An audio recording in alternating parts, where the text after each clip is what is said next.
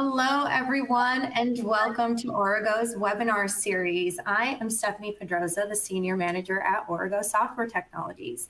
And I want to thank everyone for joining us in our second webinar of the year. And I'm really looking forward to this discussion because it centers around a crucial topic that demands our attention, particularly when we're considering our capital investments.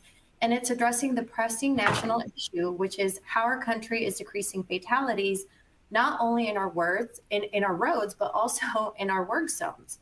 And a little bit about Origo, we've been helping capital owners manage their infrastructure programs for 2 decades now, and we understand that safety is your #1 priority when considering your capital investments. And before we get started, I'd like to go over some quick notes. The webinar will be recorded, and we will provide all registered participants with the recording. The slides will also be provided to all registered participants. And if you have any questions throughout the webinar, please feel free to submit them in the Q&A chat box, and we will answer questions at the end of the presentation. And joining me today, I'm really excited to introduce my colleague and Industry of Transportation Lead, Yasmin Grauman, who is also the former Secretary of Pennsylvania Department of Transportation, who will be moderating today's webinar. Jasmine, thank you so much for joining us and for moderating this panel. Thank you. Thank you, Stephanie. Okay, and now I'd like to introduce our star panel. We have a great panel in this discussion, and I'll start off with Alicia Edson, the Senior Vice President at Kiewit Corporation, where she oversees corporate safety, environmental, and human resources. With executive oversight of more than 25,000 staff and craft employees, she manages safety, environmental compliance, and HR operations, collaborating with business units to implement best practices. She joined Kiewit in 2003, starting her career in Texas, where she held field engineering, supervision, and estimating roles on a variety of transportation projects. Then she was asked to join the HR team. In 2010, she led the Key Core initiative in Omaha, focusing on ERP implementation, progressing through various HR leadership roles. She became Kiewit's Director of Talent Development in 2016 and was promoted to Corporate Safety Director in 2020, where she had direct oversight of the organization's safety program, policy initiatives, and training. She holds a degree in industrial engineering from Arizona State University. Alicia, thank you so much for joining us. And next we have Laura Chase, President and CEO of ITS America, where she champions policies promoting intelligent transportation technologies across the United States. Her focus is on enhancing road safety, reducing crashes, easing congestion, and minimizing transportation's environmental impact. Laura serves on the U.S. DOT's Transforming Transportation Advisory Committee, offering insights on leveraging technology to address mobility challenges. Additionally, she contributes to the Electric Vehicle Working Group, advising on EV integration into transportation and energy systems. She is passionate about diversity. Laura advocates for more female diverse voices in transportation workforce. She has initiated partnerships to advance gender equity in transportation. With 15 years of experience in trade association management, Laura previously worked at U.S. Telecom and the American Trucking Association. She also served in the Clinton administration at the U.S. Department of Justice in the White House. And Laura holds a Bachelor's of Arts from Colgate University. Laura, thank you so much for joining us. Happy to be here. Thank you. And last but not least, we have John Milton, State Safety Engineer and Director of Transportation Safety Systems for Washington State Department of Transportation. He brings 35 years of experience in roadway safety. He received his doctorate in philosophy from the University of Washington and is a licensed professional engineer. John is a certified road safety professional for infrastructure and behavior and professional traffic operations engineer. He is the chair of the World Road Association, also known as PIARC, Technical Committee of the Road Safety, and vice chair for the Committee of Safety for the American Association of State Highway and Transportation Officials. He is a member of the U.S. National Committee to PIARC and the TRB Committee on Human Factors of Infrastructure Design and Operations. John, thank you so much for joining us. Oh, and John, if you can turn on your audio, that would be great. And thank you for having me. All right, and now I'll hand it over to Yasmin. Thank you, Stephanie, and thank you for the introduction, and good afternoon, everyone. Before we begin our conversation, I want to extend a warm welcome to all the participants for joining us today. I also express my gratitude to our guests for their valuable participation in today's discussion. So, as we delve into our dialogue, it's important to not only note the unique perspectives and insights of all panelists, but more important, the synergy of their work and the importance of collaboration and integration of the work of all three areas for us to fully recognize and achieve our safety goals. Next slide, please.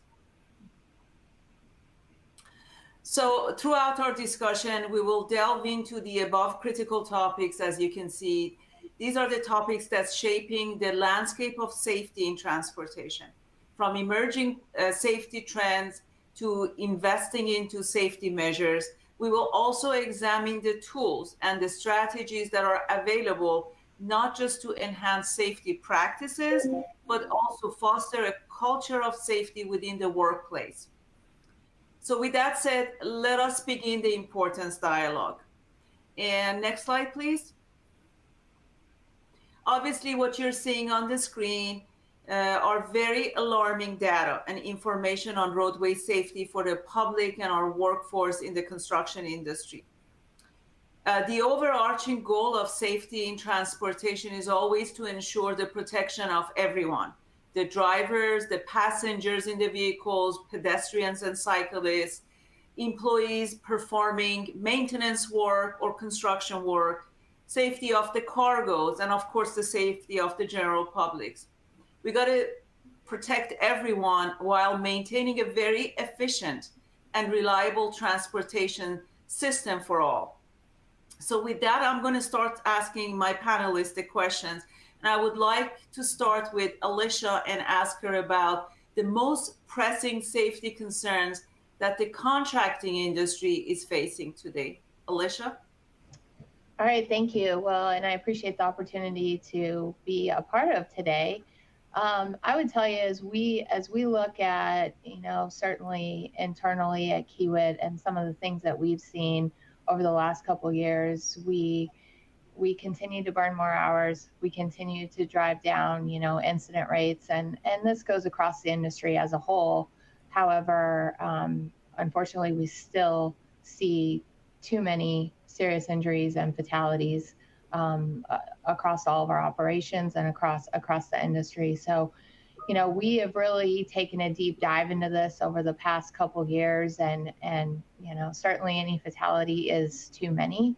And I would say that, as you look at things over time, I think that we have got to figure out how we can address things such as, really taking a look at eliminating human error, utilizing technology. A lot of the things we're going to talk about today, I think, are going to play a huge piece into it.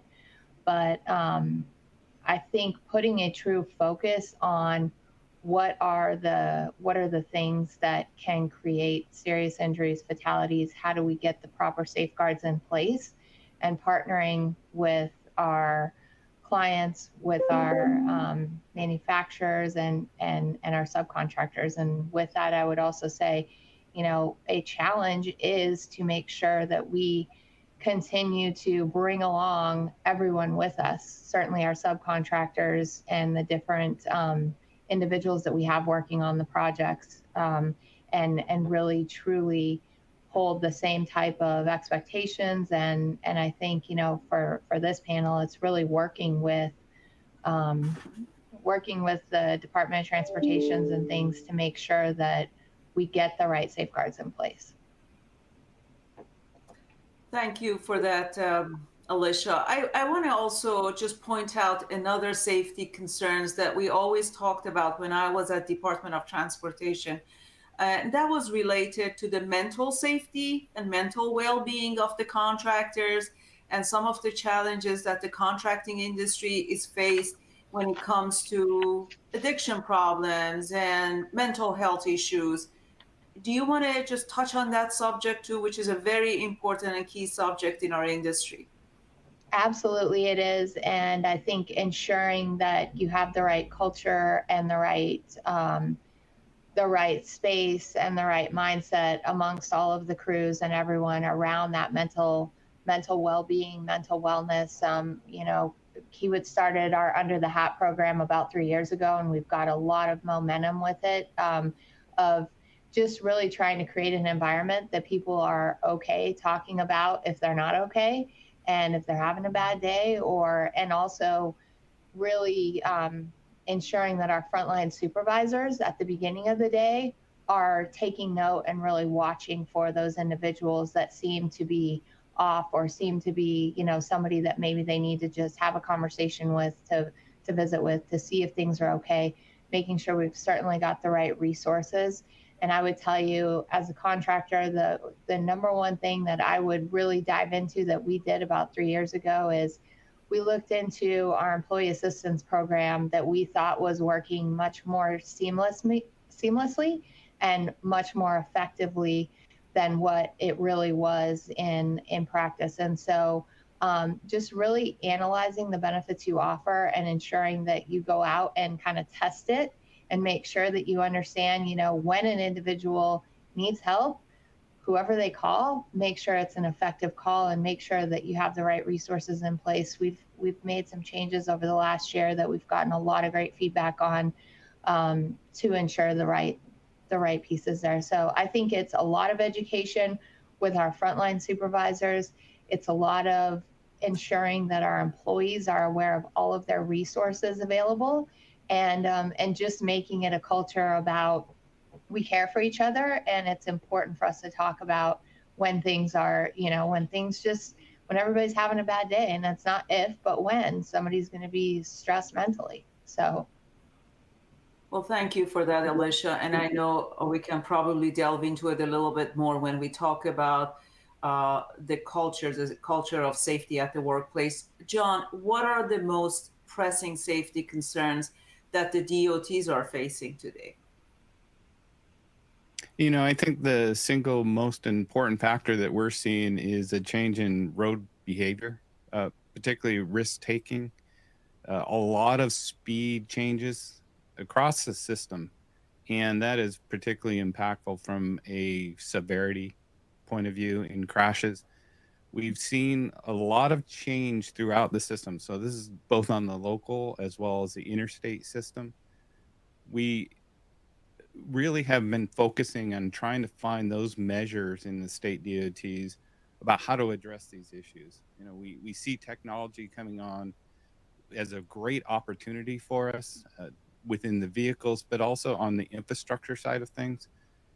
From our perspective, anything that we can do to take some of those behaviors, those human errors out of the system is going to be a very significant benefit overall to the operation that we see.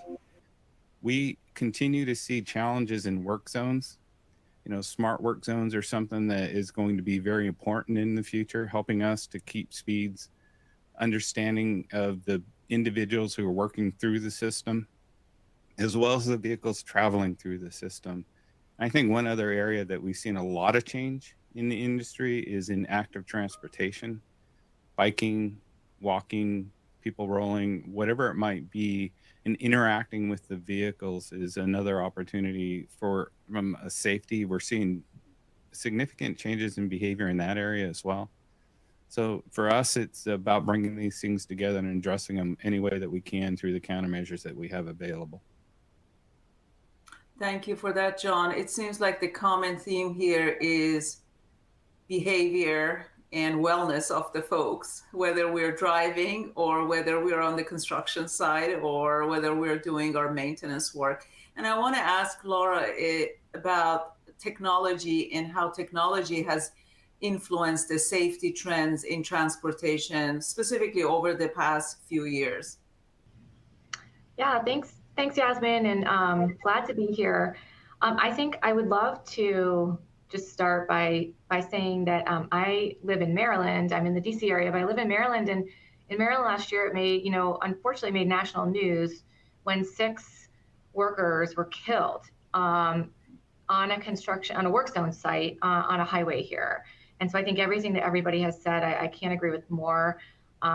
We face a lot of safety challenges, and I like how you expand the definition of safety, Yasmin, beyond just the traditional road safety. It's a lot broader.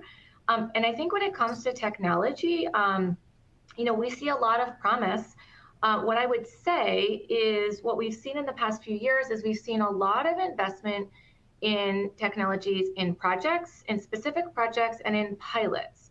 And I think, where we need to go now is scaling deployment of those solutions, because we've seen that it works. We've seen that it can really enhance safety, but it's really hard to get those larger benefits in the system when it's deployed, on a much smaller scale, right, within specific areas. And I think, one great example that has been growing lately is what we call digital alerting. It's a form of what we're called vehicle to everything communications, where vehicles can be alerted about a work zone ahead. Vehicles could be alerted about an emergency vehicle coming up on them, and you can get an alert right in the inside your vehicle that you're driving, so that you see that in advance. You don't have to screech to a hard brake as you all of a sudden come upon a work zone, right, on a highway perhaps, or perhaps as an emergency vehicle is coming upon you.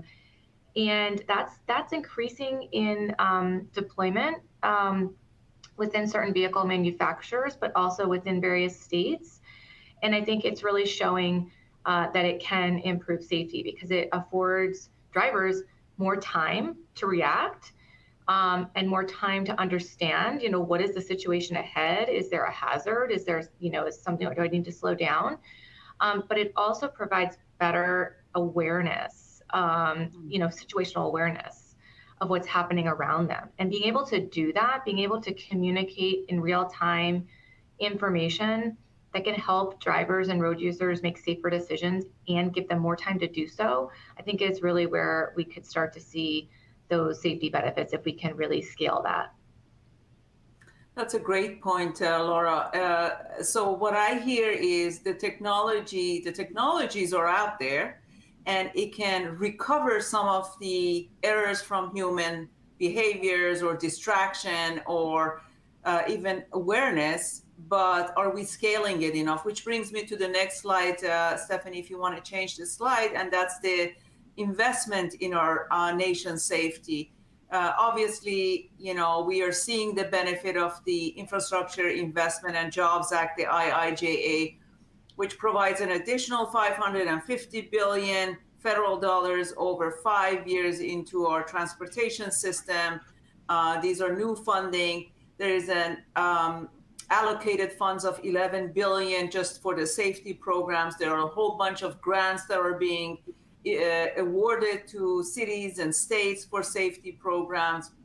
But at the same time, the IIJA also requires the implementation of 5 specific safety performance measures that the states, the DOTs, are being assessed, and it's related to fatalities and serious injuries for all publics. And as you can see on this slide, there are all categories where the states can make the investments as listed with the red bullets. And the question I have, and I'm going to start with John, is how can we prioritize safety in our agency's investment? Yes, there is more money coming, there is new money coming, but there's all these different areas that we've identified and maybe more. And how do we prioritize them? The states are looking at this from, in many cases, from a safe system perspective, and understanding more about how to reduce energy in crashes and reduce human error. In the past, the way that we looked at safety, I think we are now looking at it a bit differently and trying to provide that safe mobility that everybody's looking at. From my perspective, anything that we can do in terms of the design and operation of the system that thinks about safety first, and then how do you achieve that mobility, that congestion reduction, or whatever it might be, while maintaining that safety, I think is going to be critically important. We like to talk about explicit consideration of all modes. It's not just about the vehicles, but it's about the other road users that are on the system. And we'll talk about this more, I'm sure, but the issue of information and getting information to the drivers, to the road users early in an understandable manner so that they can make the right decisions at the right time is going to be critically important for all of us. That's where the errors occur, in those hard decision points. That's where the information can be provided. When we do that, we're going to have a much better system. And I don't think that in the past we fully understood the opportunity there. I think now, as we're going into the safe system, trying to reduce that error, try to understand it better, and having countermeasures come to us, safety opportunities come to us, do better assessment of the system, I think we're going to really begin to strive and move forward a lot more than we have in the past.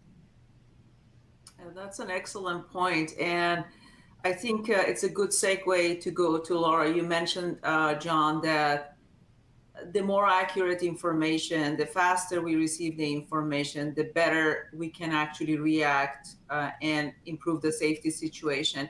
Laura, do you agree with the level of investments of states in technology out of IIJA? And the other question really is technology an afterthought, or is it integrated, or as we used to call it, incidental to any transportation project that we're doing? Is it an aspect of our projects always? Is it something we're considering, or sometimes not? It's a great question. So what I would say is, while there's a lot of funding available through different programs in the IIJA, technology is still not on par. Technology investments are still not on par with physical investments. And so I actually think we need to start having a mindset shift. How do we start to look at programs where we're investing a significant amount in these digital and technology tools that we know are necessary to meet our goals on safety, but other goals as well, on par with the physical assets that we have. And so, Yasmin, we have said before that technology should play a starring role in every element of a safe systems approach. And in fact, just this week, ITS America put out a document. I'm calling it kind of cheekily the Complete Streets 2024 edition. And essentially it says, in 2024, it is time to modernize the definition of a complete street. A complete street is designed for all users, whether you're in the vehicle or outside the vehicle, that you can travel safely on that street. And we agree with that, but we think technology needs to be a part of that.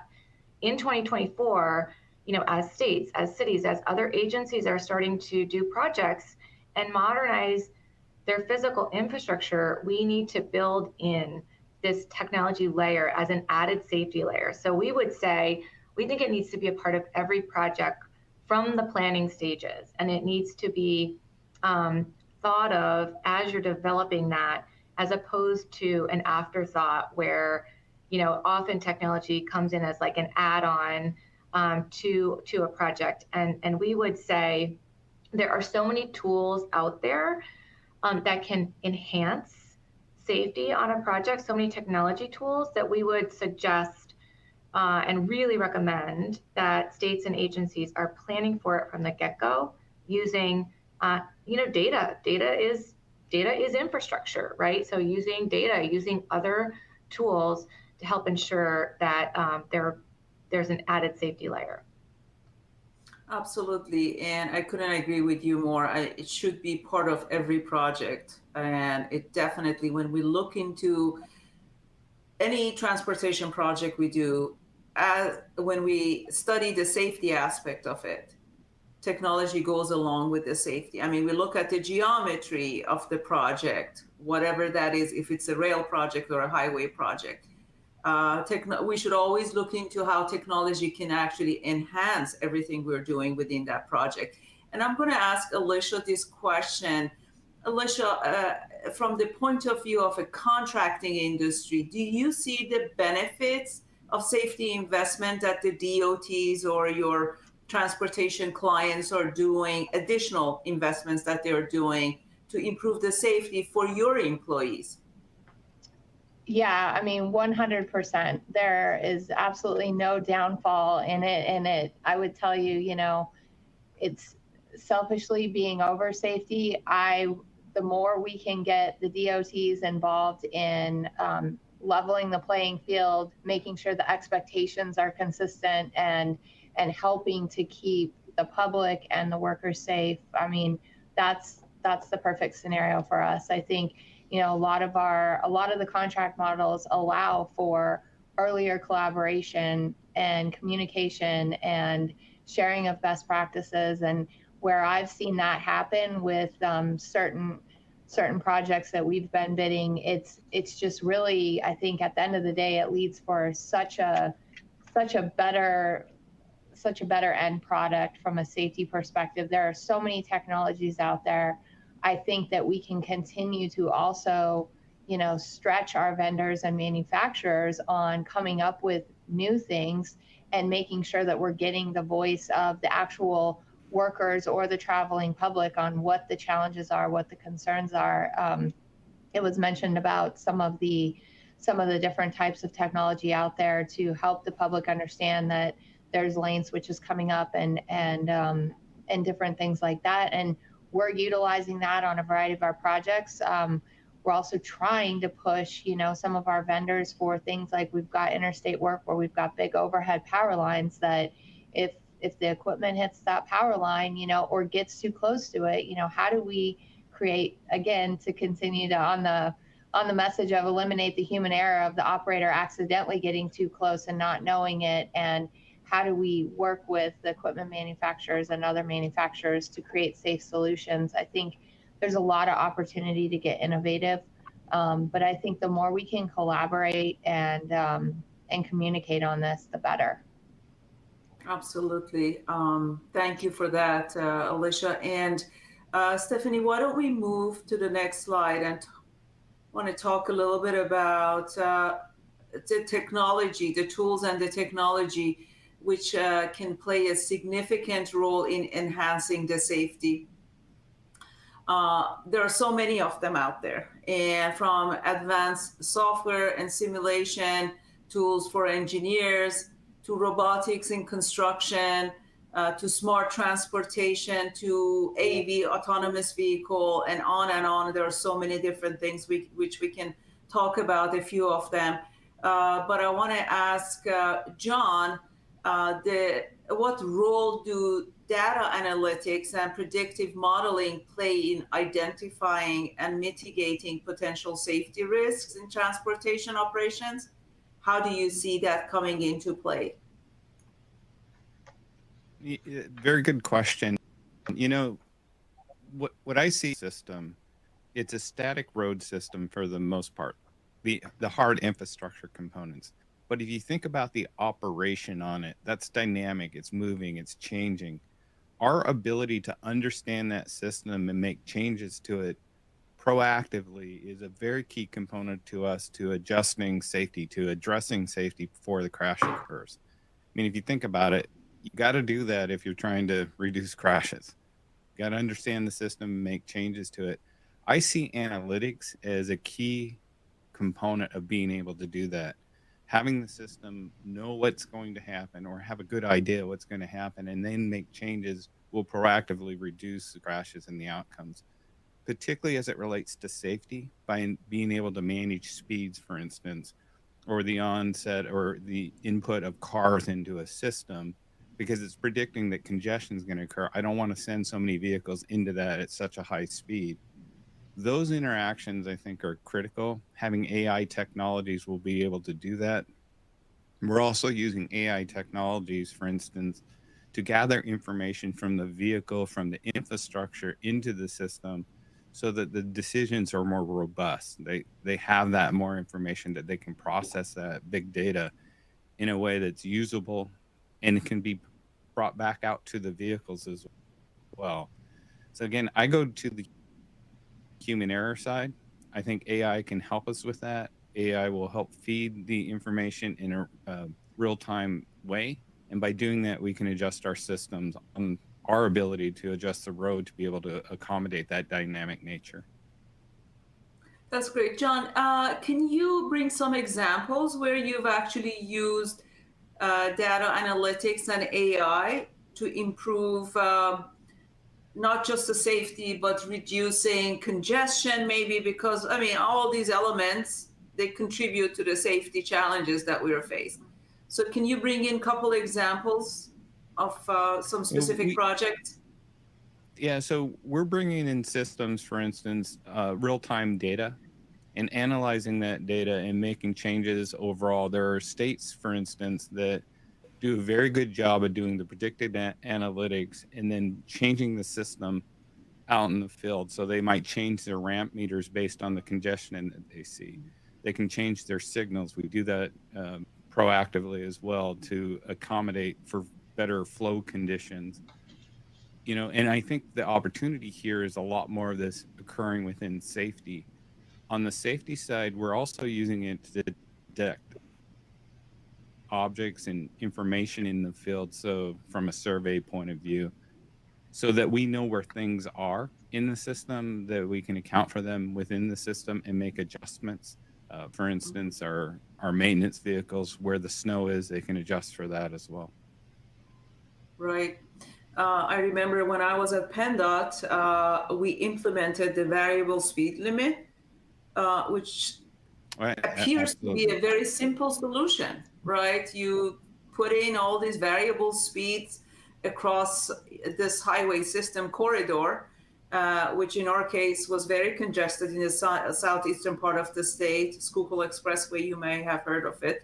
And it really worked. And people were surprised by the results that we got from, you know, this using the data and managing the congestion and adjusting the speed to the level of traffic that we were seeing. So I totally agree. I mean, having accurate data can help in so many different ways. Alicia, can you, how can implications of AI and technology improve safety, mobility, and efficiency in the construction industry?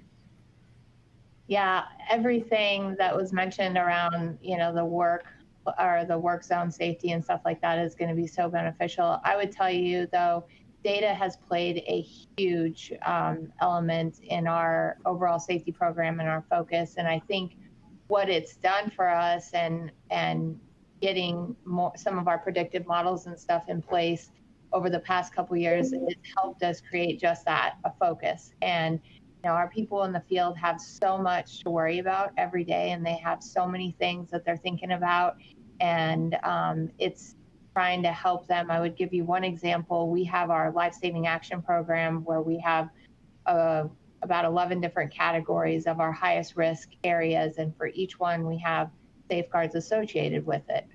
One of the things that we do is we go out and assess, are the safeguards in place? Well, after collecting that data for nearly 5 years now, our data analytics team has come back and said, you know, in fact, where we do the equivalent of one LSA assessment per week per crew, we have a 4 times less likely risk of having an incident and 3 times less likely of having a serious injury. And so I think, you know, when you're working with a bunch of engineers and people who drive by the numbers and the budget and the schedule and things like that, you know, numbers play a big part of it, and it helps to bring to life, you know, really truly what we've seen, what we can see in the past, and then certainly what our most riskiest operations are coming up, integrated with the schedule. And I mean, there's so many great things we can do with data now. It's absolutely been a huge piece for us. Yeah, and can you give us some examples, specific examples of using AI or the technology to perform some of the works that were, you know, are pretty dangerous, but now you're using the technology to address some of those works? Yeah, absolutely. So AI, we've got a couple of our larger facilities, our Kiewit offshore facility down in Corpus Christi, and then some of our power work. We actually are utilizing some AI safety programs, kind of piloting them now, where they're identifying anything from, we're training the system to identify if someone would be not tied off, or if, I mean, it's naturally showing us no hard hats, PPE kind of related stuff, but we can train the system to really look for some of the riskier pieces associated with the projects, workers that aren't protected in a work zone, and things like that. I would say from a just overall technology perspective, we have been really working with a lot of our manufacturers. We've worked very closely with Caterpillar over the last couple of years to enhance some of the things that they already offer. For instance, whether or not your seatbelt is engaged, we worked with them to develop a purple beacon up top, so you can visually see that now from the field. When you're out in the field, you see all this different equipment running. You can see if the seatbelt's actually engaged or not. To things like some of their new smart detect programs that can help identify if an individual is behind or around the equipment too close, where we have that chance of the human equipment interaction concern, and there's internal types of systems going off for the operator, but we've also worked with them to say, hey, let's have external ones as well. Again, just to continue to build upon, somebody could make a mistake, and even if it's not the operator, it could be people on the ground. And so I think that technology and analytics and data play a huge part of, I think, where the construction industry can and will go. Well, that's great to hear. I'm sure there's applications of robotics and drones in a lot of the work that is being done in the construction side, which is good to know. Yes, absolutely. We're about halfway through our webinar, so if you guys have any questions, please keep them coming. That way we can answer questions towards the end of the presentation. Okay. So with the conversation around the tools and technology, I want to ask Laura a question about the advancements that are expected to have a greatest impact in the near future. Well, I think I'd be remiss if I didn't say AI, AI-based solutions, which, as everyone knows, are proliferating. But what I do want to say is, of course, AI solutions have been around in transportation and deployed in transportation for some time, in various ways, in various different modes, right? So there's a lot of AI in the vehicles already, in different formats, whether you're talking about some of the advanced driver assist technologies or some really new generative AI driver monitoring technologies, right, for drowsiness, to monitor if a driver is distracted or drowsy. And they're really become extremely advanced. And then they're able to alert the driver much sooner than what I would say the older systems, and in a much more sophisticated way. And then you look at, of course, we've talked about, like, there's a lot of AI monitoring for, asset management, right? Conditions, for your signs, your pavement, different assets on the roadway, using AI solutions just to sort of, map and monitor those and see where do you need to make investments, where could you have a safety issue, or perhaps something is obscured or is in disrepair, or a guardrail has been damaged, and you can use these solutions to get that information really quickly and efficiently, so that the humans, the people in charge, can make those decisions. So, I think there's so many opportunities for decision support through AI solutions. We see in transit, we see a lot of, there's track inspections that happen using AI solutions. There's a lot of AI solutions incorporated into payments, fare capping, and other, payment solutions that help travelers. And then there's a lot of AI solutions in the infrastructure, in the intersection, right, that can detect perhaps a pedestrian about to cross, and can even then, be linked to change the timing of the signal for safety. So there's a lot of different solutions out there that are just advancing at quite a fast pace. So I would say, AI-based solutions is a big category.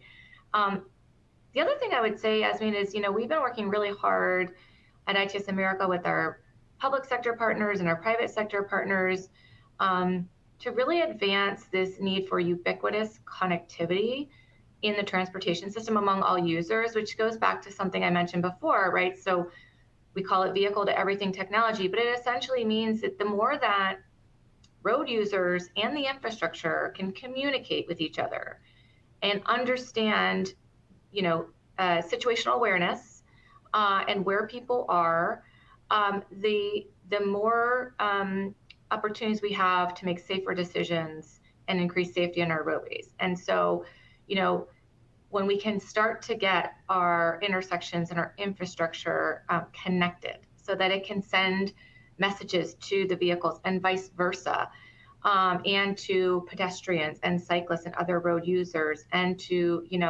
give city buses priority, right?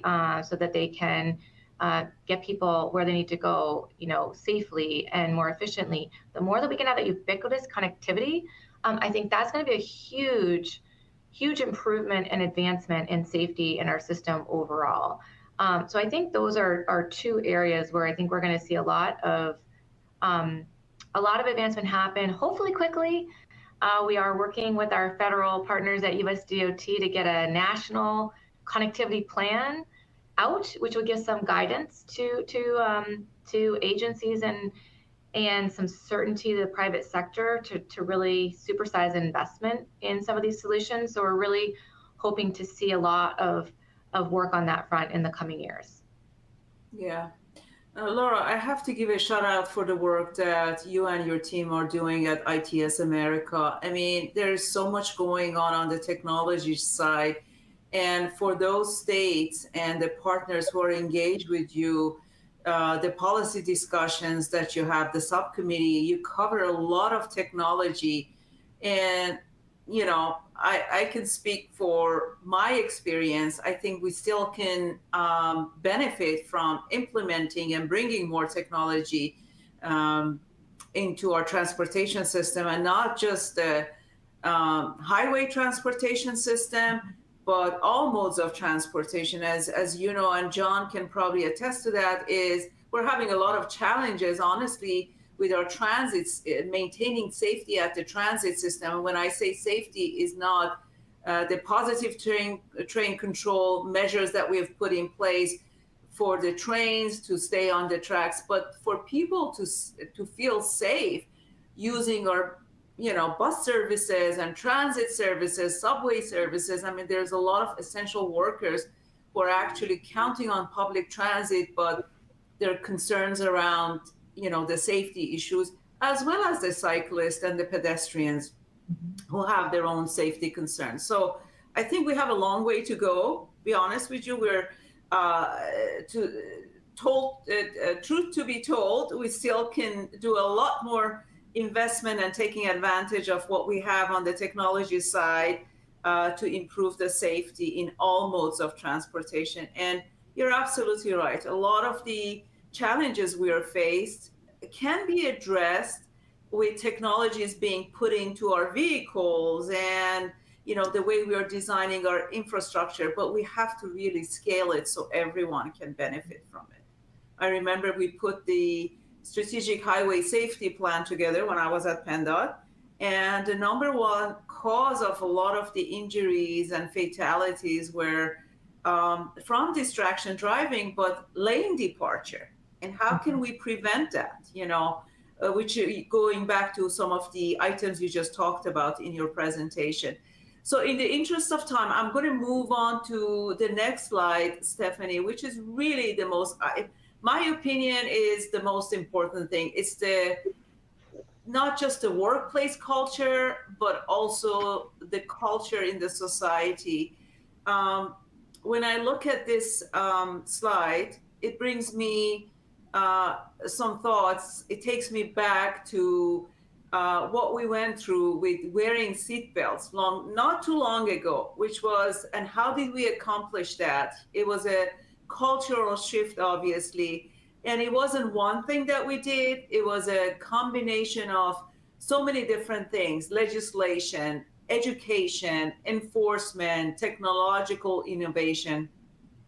And I feel like that's how society can successfully ingrain the best practices that should be part of everyday life, such as wearing a seatbelt when you sit in the car. It should be built into the cultural fabric of the society. And it has been. Today, buckling up has become an automatic and unquestionable behavior for vast majority of the people, although we still see some cases which we're not too happy about it, it has significantly reduced the risk of injuries and accidents, and it's been working. So that brings me to the next question, which is, and I'm going to ask John this question, is what strategies can we employ to promote a culture of safety within transportation organizations and the frontline workers?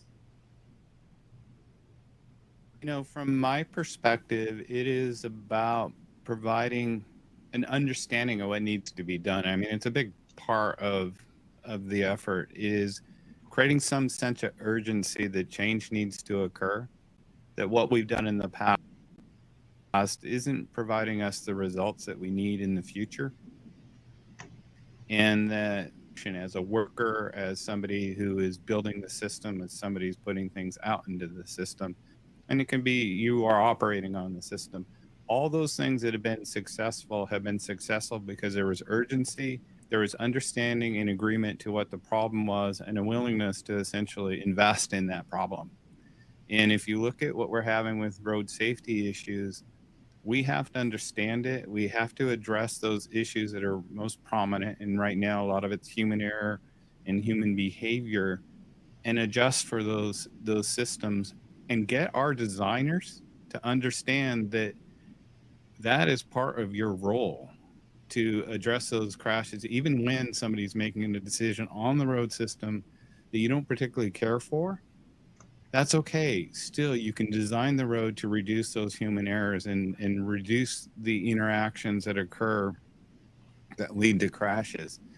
We need to continue to push the issue of culture so that people have a willingness to essentially invest their own time in trying to reduce the crashes, to understand it, to go out and research it more, and to look for innovative new solutions when they're not getting the results that they wish to achieve. And there are a lot of them out there.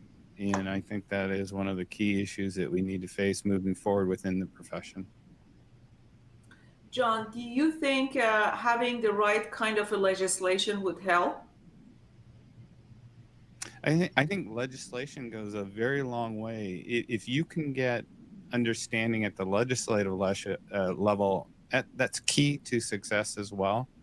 It provides you that opportunity. As a state agency, you can't always make those decisions. You have to have it legislated into the discussion. But yes, I think that's a key part, being able to have the education as well as to why that was necessary, why it is necessary, both in terms of the training that might be provided as well as the information out into the public. Roundabouts are a prime example of this. In our state, there was a lot of people who didn't want that as a solution, just would not allow that to be a solution until they got there. We saw very significant benefits in terms of that as a safety solution. There are a lot of those things out there. Speed's going to be an issue moving forward. Speed safety cameras, for instance, people understanding that we're using that for a safety purpose, not some other purpose, and getting them to buy into that solution as, look, we're going to save lives, and it could be your family's lives that we save. And having the legislation to be able to put those in place will be key for us. Totally agree. And I can share our own experience from Pennsylvania. We actually implemented a pilot program, automated work zone speed enforcement and red light cameras speed enforcement, and they were extremely effective. Of course, anytime you bring in a new program with the word enforcement in it, it's being faced with some challenges and pushbacks. But I think once they see the results of it, everybody gets on board and they get behind it. So it was introduced as a pilot, and it turned out to be such a successful program that there's been consideration of making it permanent. And I think it does have, especially automated work zone speed enforcement has got such a huge impact in the safety of the folks in the construction industry.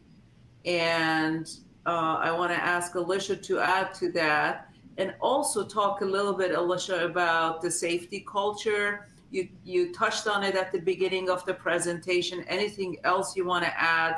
Some of the best practices that it's being employed in the construction industry. It would be great if you can share it with us. Sure. So I would absolutely, just echo the importance and probably more the opportunity when we get our designers involved early and have them a part of the process. It's so key to really setting things up for success down the road. And, from a perspective of creating the right culture, I think that there's a couple different elements, and certainly you've got to have the leadership driving the importance and of safety and everything involved.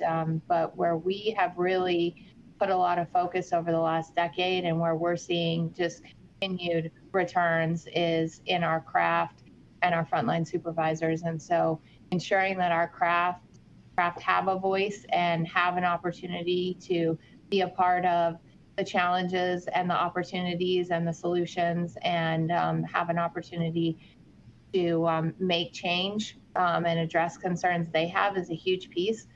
Ensuring that our frontline supervisors are not only the technical experts, but they know how to be effective, managers and leaders in the field, associated with safety and just overall taking care of their people. And as you mentioned, the well-being is a huge component of that. I think, ensuring that when we talk about mental health, mental well-being, which we've really tried to shift more towards that mental well-being of how do we make this a more proactive discussion and not just a reactive thing that we're talking about. How do we really help people be more resilient and prepare for adversity and things like that. But I think making sure that it's built into your safety program and people understand it's not a touchy-feely thing. It's not an HR thing. It's not a benefits thing. This is really a part of ensuring that everyone goes home safe to their families. Everyone, goes home the exact way they came to work. And really caring for your employees and taking care of them. I just think all of that plays such a huge piece into the overall culture and helping people think that, they really are a part of something bigger than just a job. So true. Thank you for that, Alicia. Laura, I'm going to ask you the tough question. And I want to know your thoughts on how technology can influence the safety culture within the public, the communities. I know quite often when you talk about safety, you bring in your own personal experiences into it. You have teenage kids, you have children that you bring in their stories because you really want to, when you talk about technology, we want to make sure that we humanize it. And to humanize it, we bring in our own stories. So I want to see what's your thoughts on using technology to build in safety into the culture of the public and the communities. Well, thank you. And you're right, Yasmin. I have twin 17-year-old boys. So, they've been driving about maybe a year, and a 14-year-old daughter. And I think there's a couple things that I would want to touch on. One is I really think we have to do a better job as an industry that is made up of a lot of really, really smart, passionate engineers. We have to do a much better job of explaining these technology and tools to regular people who don't understand the acronyms and engineering terms. And, I'll give an example of, I talked on this webinar about vehicle everything technology, and it, allows road users to communicate. But like the way I talk to my kids or another friend, a mom who I'm talking to is, how you hear a cyclist say on your left as they're passing you, or you honk your horn to another driver? Well, that's the way we communicate today in transportation, right? The light turns green, to go. But there's a whole other digital way to communicate. There's a whole other digital layer of communications that we have available today. And if we used it, could be communicating additional information to help us be safer, right? It could help you know that maybe a cyclist is right outside your field of view as you're about to turn, right? Because it's radio-based communication.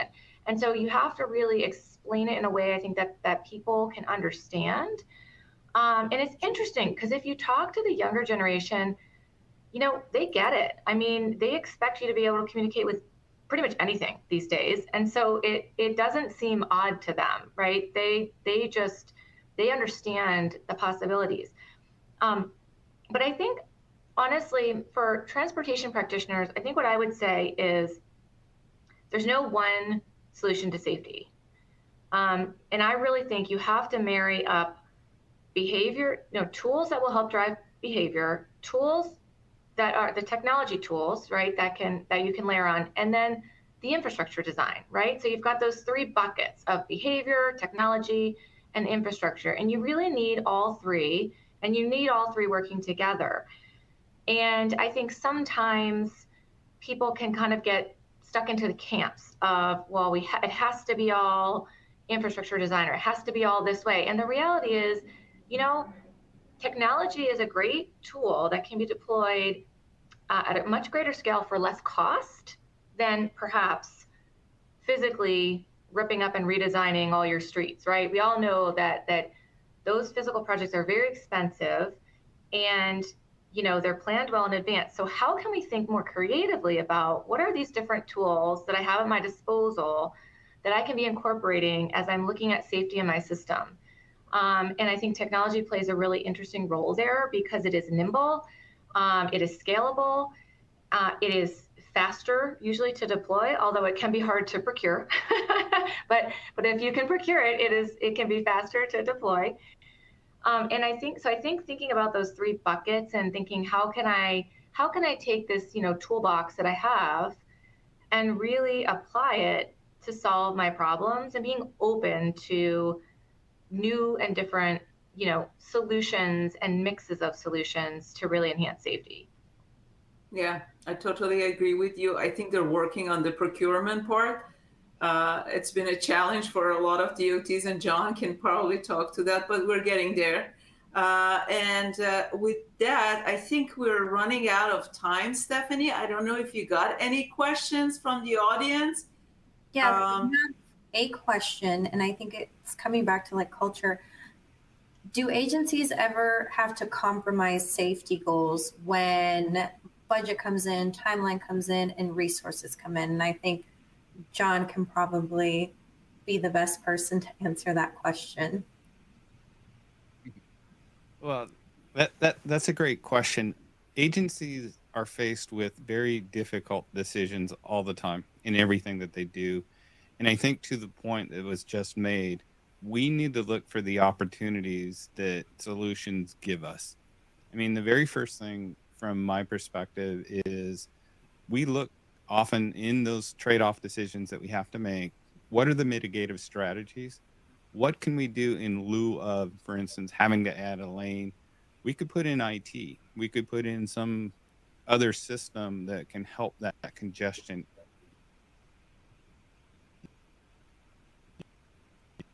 And I don't know if any... Or that safety issue or traffic issues are critical to us, equity, all those things come into play for a decision. It's not solely safety, but it is about safe mobility, I think is the way you look at. You look for the solutions, you fill the gaps with what you have available to you. That's where I see a lot of opportunity for us as engineers, getting to understand better those technical solutions, those technological issues, and being able to apply them into our decision making. Having that opportunity, training, we need to train our engineers to better understand how those pieces fit into the solutions. Thank you, John. I want to thank the panelists for covering this important topic. And Stephanie, take over. I think we're running out of time. We're right at 2:00.